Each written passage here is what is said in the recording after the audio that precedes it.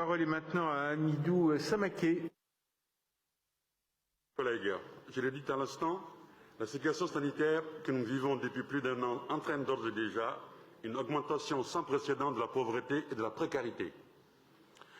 Nous en avons vu tous et toutes les traductions dans notre quotidien, notamment auprès des jeunes, et les différentes directions de la ville ont été à pied d'œuvre pour endiguer cette crise. Car cette augmentation brutale de la pauvreté peut entraîner, si nous nous prenons garde, une spirale de dettes, notamment des dettes locatives. Nous devons donc, à mesure que les mesures d'urgence pour éviter les expulsions sont levées, veiller à ce que les locataires les plus fragiles soient accompagnés face à des difficultés plus prégnantes que jamais. Consciente de cet enjeu crucial, la ville a donc répondu avec succès à l'appel de la délégation interministérielle à l'hébergement et à l'accès au logement, DIAL, dans le cadre de la stratégie nationale de prévention et de lutte contre la pauvreté.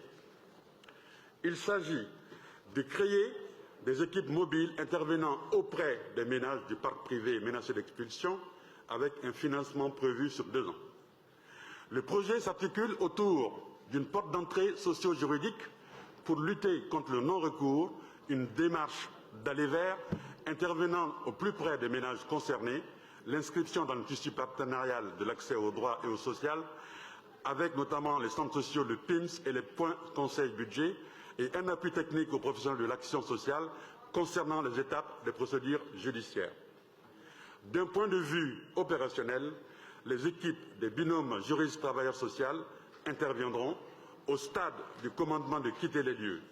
Ce maillon n'est aujourd'hui pas couvert par les dispositifs de prévention et concerne environ 3 000 ménages par an.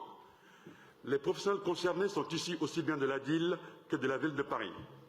Il s'agit donc d'un dispositif innovant, issu des meilleures pratiques et ciblant un angle mort des dispositifs actuels.